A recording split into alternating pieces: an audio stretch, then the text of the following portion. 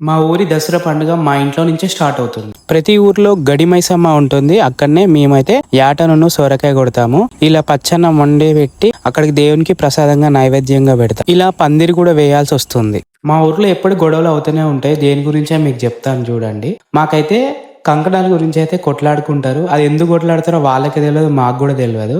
అందరికి కంకణాలు వస్తాయి. ఇలా మేము కత్తులు కంకణాలు అన్ని ఒక దగ్గర పెట్టి పూజ అయితే స్టార్ట్ చేస్తాం. ఇలా స్టార్ట్ చేస్తుంటేనే మీద పడి కంకణాలు ఎత్తుకుంటారు. ఎత్తుకోగానే మేము డైరెక్ట్ కత్తి తీసుకొని సోరకాయనైతే నరుకుతాం. సోరకాయతో పాటు మేకను కూడా నరుకుతాం. కాకపోతే ఈ వీడియోలో స్కిప్ అయితే చేసాము, కొద్దిగా సెన్సిటివ్ అని. సో ఇలా మేకను కూడా నరికిన తర్వాత నెక్స్ట్ మేము మా ఊరి డప్పులతో మేము కత్తులతో జమ్మి చెట్టు దగ్గరికి పోతాం. ఇలా నడుచుకొని పోయిన తర్వాత జమ్మి చెట్టు దగ్గర కూడా కొట్లాడుకుంటారు.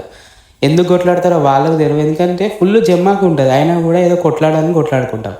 ఇలా మేకను కొట్టిన తర్వాత జమ్మాకు తీసుకున్న తర్వాత మళ్ళీ మనం ఎక్కడ కొట్టినామో అక్కడికి బయలుదేరి ఆ మేకను, ఎవరైతే మేము బలిచ్చిన మేకను మేమందరం పాలు పంచేసుకొని ఇంట్లో వేసేసుకుంటాం. వీడియోలో చెప్పిస్తున్నట్టు అంత సింపుల్గా ఉండదు. దసరా పండుగ అంటే మినిమం 10,000 ఖర్చు ఉంటుంది. డప్పులకు అండ్ వాళ్ళందరికీ ఇవ్వడానికి అయితే చాలా ఖర్చు అవుతుంది.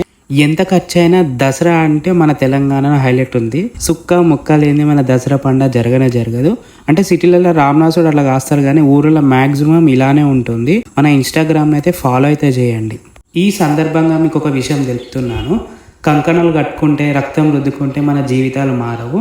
మన జీవితాలు మారాలంటే తెల్లారి నుంచి పనికైతే పోవాలి, పని చేసుకోవాలి. Thank you for watching.